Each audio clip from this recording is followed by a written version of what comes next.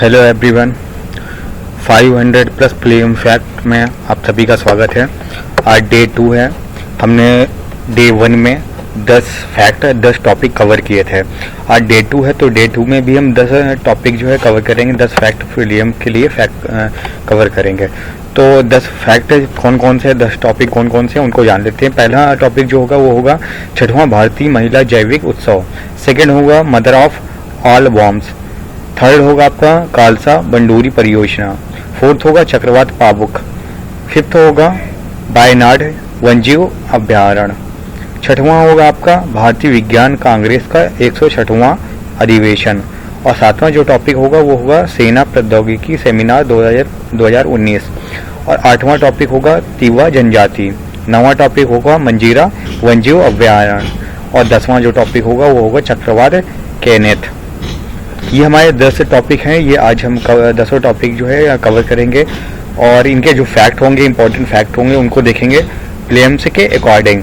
जो pre exam होगा वो आपका यूपी पीसीएस हो, एमपी पीसीएस हो, उत्तराखंड हो, बिहार हो, छत्तीसगढ़ हो, कोई भी पीसीएस हो, उससे पीसीएस से संबंधित कोई भी आने वाली परीक्षा हो, उस परीक्षा के लिए ये सारे टॉपिक जो है इम्पॉर्टेंट है। तो हम प्री एग्जाम के लिए ही जो इम्पोर्टेंट फैक्ट होंगे उन्हीं को कवर करेंगे। क्लियर। इसके बाद में कुछ आपको इसके बाद जो वीडियो आएगा उसमें मैं कुछ आपको ट्रिक भी बताऊंगा। ठीक है, तो पहले हम आज के जो फैक्ट्स हैं सेकेंड डे के उनको कवर कर लेते हैं। तो चलिए स्टार्ट करते हैं अपना टॉपिक। सबसे पहला टॉपिक है 6वां भारतीय महिला जैविक उत्सव। तो ये जो भारतीय महिला जैविक उत्सव है ये कब हुआ था? ये 2019 की बात है। 2019 जनवरी 12 जनवरी से 14 जनवरी तक ये 6वां भारतीय महिला जैविक उत्सव मनाया गया था। कहाँ पे मनाया गया था? चंडीगढ़ में। और इसकी इसकी मेजबानी की थी वो की थी महिला एवं बाल विकास मंत्रालय ने। महिला एवं बाल विकास मंत्रालय द्वारा चंडीगढ़ के लेजर वैली में 12 से 14 जनवरी 2019 तक 6वें भारतीय महिला जैविक उत्सव की मेजबानी करेगा। यानी ये जो है जैविक उत्सव है ये 12 से 14 जनवरी को संपन्न हो चुका है, जिसका उद्देश्य भारत के दूर दराज के इलाकों में जैविक क्षेत्र से संबंधित महिला किसानों एवं उद्यमियों को प्रोत्साहित करना है। यानी इसका जो उद्देश्य है वो उन ग्रामीण क्षेत्रों को या उन दूर के इलाकों को कवर करना है जहाँ पे जैविक क्षेत्र से संबंधित महिला किसान जो है या जो उद्योगी हैं महिलाएं, उनको प्रोत्साहित करना इस कार्यक्रम का, इस जैविक उत्सव का उद्देश्य है। क्लियर। तो ये हमारे मेन इम्पोर्टेंट फैक्टर थे। और जो लेजर वैली में जो है 100 से अधिक महिलाएं शरीक होंगी। यानी जो ये उत्सव हुआ है इसमें 100 से अधिक महिलाएं शरीक हुई हैं और ये जैविक उत्सव का केंद्र बनेगा। ठीक है। इसके अलावा भी जो है और भी फैक्टर देख सकते हैं इसके। इस उत्सव में 1000 से अधिक विभिन्न जैविक उत्पाद पेश किए जाएंगे, जिसमें वस्त्र, आरोग्यकारी अनाज, बीज, आभूषण, बेकरी आदि उत्पाद शामिल होंगे। उल्लेखनीय है कि भारतीय महिला जैविक उत्सव 2015 में से हर वर्ष नई दिल्ली में ही आयोजित किया जाता था, लेकिन इसका आयोजन इस साल चंडीगढ़ में हुआ। यानी ये जब से हो रहा है 2015 से इसकी शुरुआत हुई थी और ये हर साल जो है नई दिल्ली में ही आयोजित किया जा रहा था, लेकिन पहली बार ये नई दिल्ली से हटकर चंडीगढ़ में हुआ है, चंडीगढ़ के लेजर वैली में। ठीक है। और ये कौन सा संस्करण था? 6वां संस्करण। 6वां भारतीय महिला जैविक उत्सव जो है वो चंडीगढ़ में मनाया गया है। ठीक है। तो ये इसके इम्पोर्टेंट फैक्ट थे। और भी इसको आप अगर आप डिटेल में पढ़ना चाहें तो आप जो है पढ़ सकते हैं। ठीक है। चलिए अगला जो हमारा टॉपिक है वो है mother of the bombs. Mother of the bombs का नाम आपने सुना होगा अक्सर। जो है ये जो है इसका प्रयोग हाल में ही अमेरिका ने एक देश पे किया हुआ था, मदर ऑफ द बॉम्ब्स। ठीक है। तो ये mother of the bombs, father of the bombs, ये दो तरह के बॉम्ब्स थे। ये एक तरह के परमाणु हथियार हैं। ठीक है। लेकिन ये नाम जो है चर्चा में क्यों आया? क्योंकि हाल में ही चीन ने एक मदर ऑफ द बॉम्ब्स और बनाया है। अमेरिका के पास पहले से ही मदर ऑफ द बॉम्ब्स है और रूस के पास फादर ऑफ द बॉम्ब्स है, लेकिन चीन ने भी मदर ऑफ द बॉम्ब्स बनाया और वो अमेरिका के मदर ऑफ द बॉम्ब्स से कहीं ज्यादा जो है बेहतर है। चलिए इसके बारे में देख लेते हैं। इसके जो इम्पोर्टेंट फैक्ट है, हाल में ही चीन ने अपने सबसे शक्तिशाली गैर परमाणु हथियार का परीक्षण किया, जिसे आधिकारिक मीडिया द्वारा मदर ऑफ द बॉम्ब्स कहा जा रहा है। अब तक दुनिया के सामने अमेरिका के मदर ऑफ द बॉम्ब्स और रूस के फादर ऑफ द बॉम्ब से ही थे, लेकिन चीन ने इस बम को दोनों से ज्यादा खतरनाक बताया है। चीन का दावा है कि किसी भी परमाणु हथियार के बाद यह बम दूसरा सबसे ज्यादा घातक हथियार है, यानी परमाणु बम के बाद, यानी परमाणु बम अभी भी फर्स्ट स्टेज पे है, सेकेंड स्टेज पर इस बम की बात की जा रही है जिसे मदर ऑफ द बॉम्ब कहा गया है।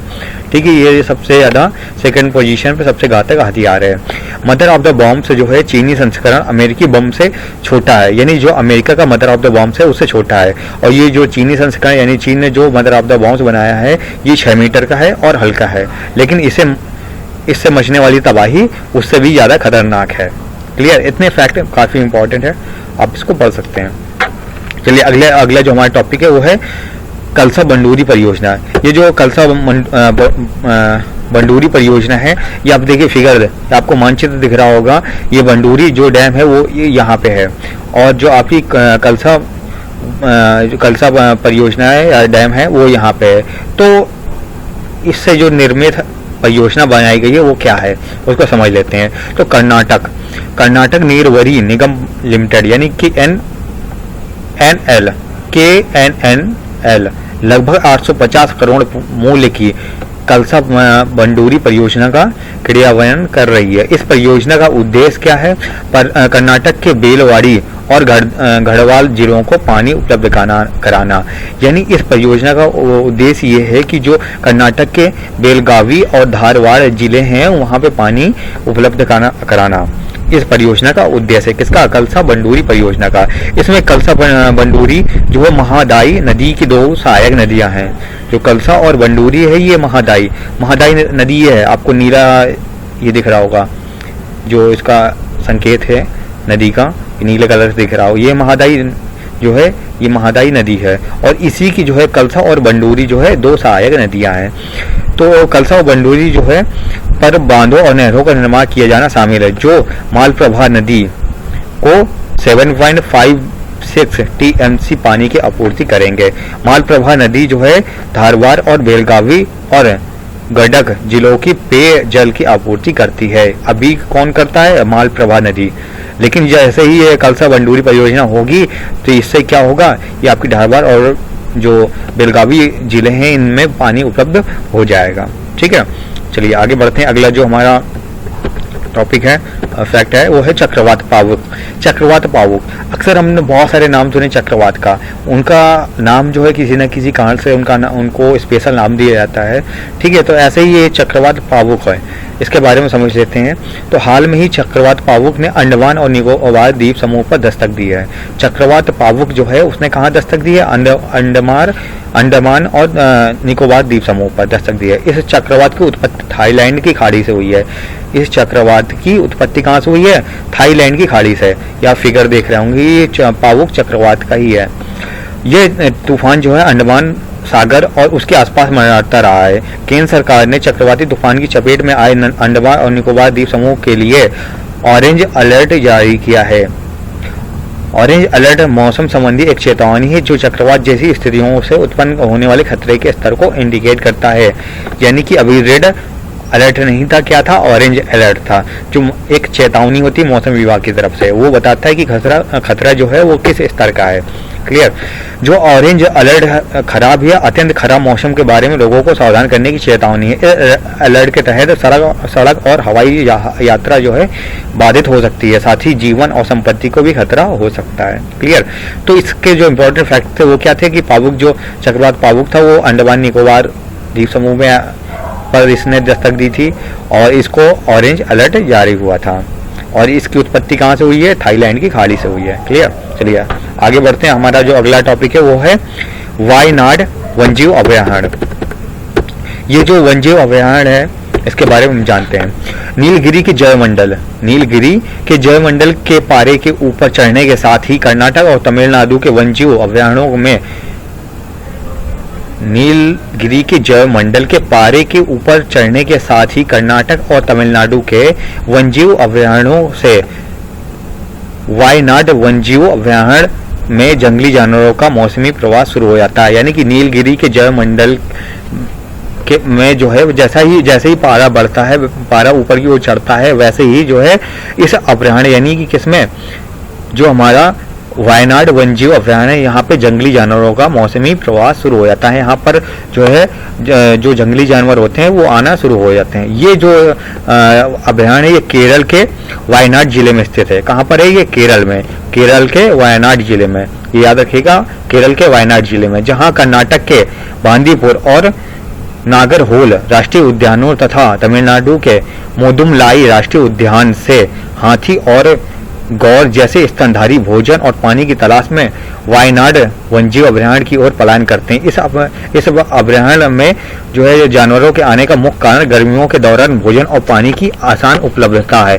यानी कि जैसे ही पारा बढ़ता है तो उनको पानी और भोजन की उपलब्धता के लिए वो जंगली जानवर जो है इस अभयारण्य की ओर पलायित होने लगते हैं। अब देखिए यहाँ पे ये जो फैक्टर दिया गया है, इस फैक्टर से हमारे कई क्वेश्चन तैयार हो गए। क्या ये जो हमारा वायनाड वन्यजीव अभयारण्य ये कहाँ पे? केरल के वायनाड जिले में, कर्नाटक के बांदीपुर और नागरहोल में कौन कौन से राष्ट्रीय उद्यान है, और तमिलनाडु के जो है मुदुमलाई राष्ट्रीय उद्यान, तमिलनाडु में कौन सा राष्ट्रीय उद्यान है? मुदुमलाई राष्ट्रीय उद्यान। ठीक है, तो यहाँ से कौन कौन से? यहाँ से हाथी और गौर जो पानी की तलाश में जो है वायनाड वन्यजीव अभयारण्य की ओर पलायित होते हैं। चलिए और भी फैक्टर जान लेते हैं। 1973 में स्थित वायनाड 1973 में स्थापित वायनाड वन्यजीव अभयारण्य के उत्तर पूर्व में कर्नाटक के नागरहोल और बांदीपुर के संरक्षित क्षेत्र और दक्षिण पूर्व में तमिलनाडु के मुदुमलाई संरक्षित क्षेत्र के समीपवर्ती क्षेत्र है। यानी वायनाड जो वन्यजीव अभयारण्य है ये जो है नागरहोल और बांदीपुर के संरक्षित क्षेत्र और दक्षिण पूर्व में जो तमिलनाडु का मुदुमलाई संरक्षित क्षेत्र है उसी के समीपवर्ती ये क्षेत्र पर है जो वायनाड वन्यजीव अभयारण्य है। जैव विविधता में समृद्ध अभयारण्य नीलगिरी बायोस्फीयर रिजर्व का एक अभिन्न अंग है, जिसे क्षेत्र की जैविक विरासत के संरक्षण के विशिष्ट उद्देश्य से स्थापित किया गया है। यानी कि जैव विविधता के कारण जो है अभयारण्य जो नीलगिरी बायोस्फीयर है रिजर्व है का एक अभिन्न अंग है। यानी कि ये जो आपका वायनाड है, वायनाड जो है वो नीलगिरी बायोस्फीयर रिजर्व का एक अभिन्न अंग है, जिसे जैविक विरासत के संरक्षण के विशिष्ट उद्देश्य से स्थापित किया गया था। क्लियर? चलिए अपना अगला जो हमारा टॉपिक उसको देख लें। अगला टॉपिक है हमारा भारतीय विज्ञान कांग्रेस 106वां अधिवेशन, जो हाल में ही 106वां अधिवेशन हुआ है 2019 में। वो भारतीय कांग्रेस का वो 106वां अधिवेशन था। ठीक है, तो इसके जो इम्पोर्टेंट फैक्ट है उनको समझ लेते हैं। 3 से 7 जनवरी 2019 के जालंधर, यानी जो जालंधर है वो आपको पंजाब में पड़ता है, जालंधर के लवली प्रोफेशनल यूनिवर्सिटी, सभी को पता होगा LPU लवली प्रोफेशनल यूनिवर्सिटी के बारे में सभी जानते होंगे। तो 3 से 7 जनवरी 2019 तक जो है जालंधर के लवली प्रोफेशनल यूनिवर्सिटी में भारतीय विज्ञान कांग्रेस के 106वें अधिवेशन का आयोजन किया गया है। इस अधिवेशन की जो थीम थी वो थी भविष्य का भारत, विज्ञान और प्रौद्योगिकी थी। इस अधिवेशन की जो थीम थी वो क्या थी? भविष्य का भारत, विज्ञान और प्रौद्योगिकी। ये इंपॉर्टेंट है, याद रखिएगा। भारतीय विज्ञान कांग्रेस के हिस्से के रूप में महिला विज्ञान कांग्रेस तथा चिल्ड्रन साइंस कांग्रेस का भी आयोजन किया गया। इस दौरान भारत के प्रधानमंत्री ने जय जवान जय किसान जय विज्ञान जय अनुसंधान का भी नारा दिया। कौन सा नारा दिया प्रधानमंत्री जी ने? जय जवान जय विज्ञान जय जवान जय किसान जय विज्ञान जय अनुसंधान।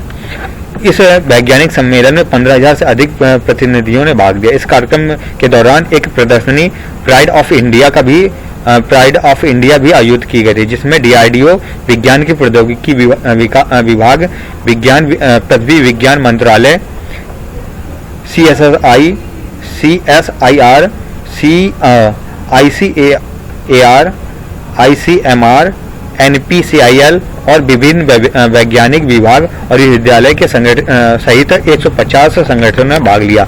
यानी इस कार्यक्रम में एक प्रदर्शनी आयोजित की गई थी जिसका नाम था प्राइड ऑफ इंडिया, जिसमें DRDO ने, प्रौद्योगिकी विभाग ने, पृथ्वी विज्ञान मंत्रालय ने, CSIR ने, ICAR ने, ICMR ने, NPCIL और विभिन्न वैज्ञानिक विभाग को और विश्वविद्यालय सहित 150 संगठनों ने भाग लिया था। क्लियर। 105वें जो भारतीय विज्ञान कांग्रेस का आयोजन हुआ था वो 16 से 20 मार्च 2018 में मणिपुर विश्वविद्यालय के इम्फॉल मणिपुर में हुआ था। ये भी याद रखिएगा, इंपॉर्टेंट फैक्ट है। 107वां लवली प्रोफेशनल यूनिवर्सिटी जालंधर में हुआ था। 105वां जो हुआ था मणिपुर विश्वविद्यालय इम्फॉल मणिपुर में हुआ था। क्लियर। चलिए आगे बढ़ते हैं। जो हमारा अगला जो टॉपिक है वो है सेना प्रौद्योगिकी सेमिनार 2019। सेना प्रौद्योगिकी सेमिनार 2019 11 जनवरी 2019 को भारतीय सेना ने दिल्ली कैंट के माने काशा केंद्र में सेना प्रौद्योगिकी सेमिनार 2019 का आयोजन किया गया। इस सेमिनार की जो थीम थी वो क्या थी? युद्ध क्षेत्र में उभरती प्रौद्योगिकी का विध्वंस प्रभाव। इस सेमिनार यानी सेना प्रौद्योगिकी सेमिनार 2019 की जो थीम थी वो थी युद्ध क्षेत्र में उभरती प्रौद्योगिकी का विध्वंस प्रभाव। विध्वंस प्रभाव याद रखिएगा इसकी थीम से। सेमिनार का उद्देश्य सैन्य शिक्षा क्षेत्र और उपयोग से जुड़े साझेदारों के लिए युद्ध का प्रभाव डालने वाली उभरती प्रौद्योगिकी का स्वरूप उपलब्ध कराना था। सेमिनार के दौरान डीआरडीओ शिक्षा क्षेत्र और उद्देश्यों द्वारा विकसित सैन्य साजो सामान की एक प्रदर्शनी का भी आयोजन किया गया था। क्लियर। चलिए अगला टॉपिक हमारा तिवा जनजाति। तिवा जनजाति, ये जो जनजाति है ये असम की जनजाति है। हर एक जनजाति का कोई स्पेशल पहनावा होता है, वो एक प्रजाति जो है किसी अलग ढंग से ही जानी जाती है। तो ये जो हमारी तिवा जनजाति है ये असम की जनजाति है। तिवा जनजाति जो है असम और मेघालय राज्य की पहाड़ियों और मैदानों में निवास करती है। इसे असम राज्य में अनुसूचित जनजाति के रूप में मान्यता प्राप्त है। यानी जो तिवा जनजाति है ये असम की अनुसूचित जनजाति है। क्लियर। यह जनजाति अप्रैल के महीने में फसलों की कटाई के पश्चात खेचुआ त्योहार मनाती है। ये बहुत इंपॉर्टेंट फैक्ट है, इसको याद रखिएगा। मैं इसको रेड मार्क भी किए दे रहा हूँ। यह जनजाति अप्रैल के महीने में फसलों की कटाई के बाद कौन सा त्योहार मनाती है? खेचुआ त्योहार मनाती है। कौन सा त्योहार? खेचुआ। क्लियर। पहाड़ी तिवा के ग्रामीण झूम में कृषि एवं बागवानी करते हैं, साथ में ही सब्जी उगाती है। इस जनजाति के लोग तिब्बती वर्मन भाषा बोलते हैं। ये देखिए इनकी ये खासियत है। इस जनजाति के जो लोग हैं वो तिब्बती वर्मन भाषा का प्रयोग करते हैं। क्लियर। ये सारे इंपॉर्टेंट फैक्ट है, याद रखिएगा। चलिए आगे बढ़ते हैं। आगे अगला जो हमारा टॉपिक है मंजीरा वन जीव अभयारण्य। अभी इसके पहले हमने कौन सा पढ़ा था? वायनाड। ये कहाँ था? केरल में था। अब बात करेंगे हम किसकी? मंजीरा वन्यजीव अभयारण्य की। मंजीरा वन्यजीव अभयारण्य जो है तेलंगाना के मेडक जिले में स्थित है। ये जो मंजीरा है ये कहाँ पर है? ये तेलंगाना जो आंध्र प्रदेश से अलग हुआ है, तेलंगाना के मेडक जिले में स्थित है। यह मूल रूप से एक मगरमच्छ अभयारण्य है। ये देखिए फिगर दिख रहा है, इसमें मेढक का जो चित्र इसीलिए लगाया गया है कि ये जो अभयारण्य है ये मूल रूप से मगरमच्छ के लिए है, किंतु पक्षियों की 70 से अधिक प्रजातियां यहाँ देखी जा सकती हैं। ठीक है। वैसे ये किसके लिए है? मगरमच्छ के लिए है। और यह अभयारण्य जो है वो सुभेद मगरमच्छ का आवास है। कौन सा मगरमच्छ?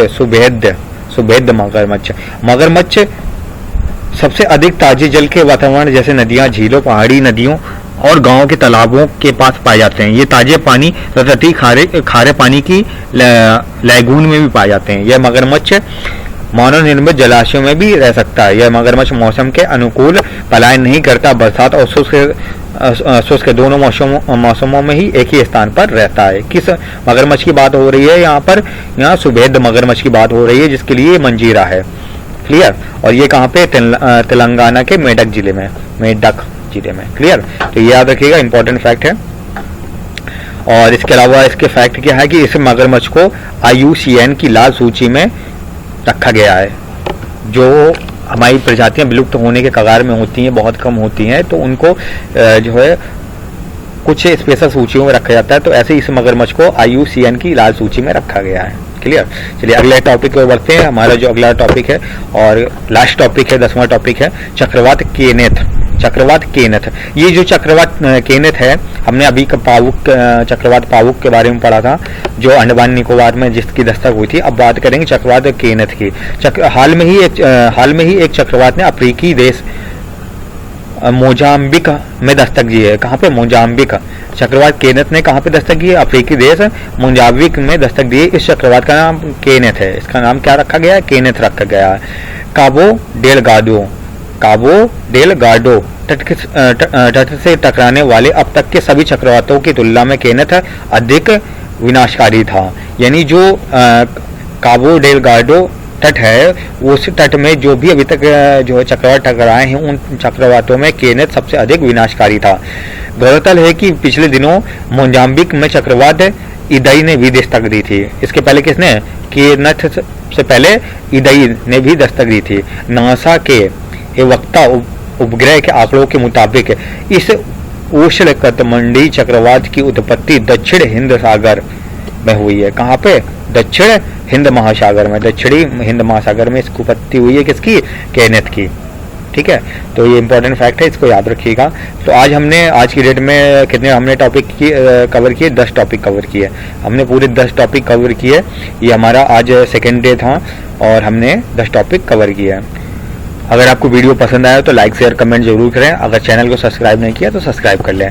और अगर हाँ, इससे जो भी हमारे टॉपिक हैं, अगर आपको ये जो PDF में या रिटर्न में आपको चाहिए तो आप मुझे 8318234994 पर व्हाट्सअप कर सकते हैं, जो पोस्टर पे आपका नंबर दिया गया है। और हमारे पुराने वीडियो देखने के लिए प्लेलिस्ट में जाकर चेक कर सकते हैं, डिस्क्रिप्शन में इस वीडियो के जा सकते हैं। इसके बाद जो हमारा टॉपिक आएगा आज इवनिंग में ही आएगा, वो कुछ अपहरण से जो तेलंगाना के, स्पेशली तेलंगाना, क्योंकि आज हमने मंजीरा के बारे में बात की। मंजीरा जो है वन्यजीव अभयारण्य है, तो हम तेलंगाना के और भी जो वन्यजीव अभयारण्य हैं उनके बारे में जानेंगे। तो आज हम एक जो है ट्रिक लेके आएंगे, जो हमारी 6000 प्लस ट्रिक भी चल रही है इसी के साथ साथ। ठीक है, उसी के अंतर्गत वो टॉपिक होगा। तो आज हम इवनिंग में उस टॉपिक को कवर करेंगे। Okay, thank you.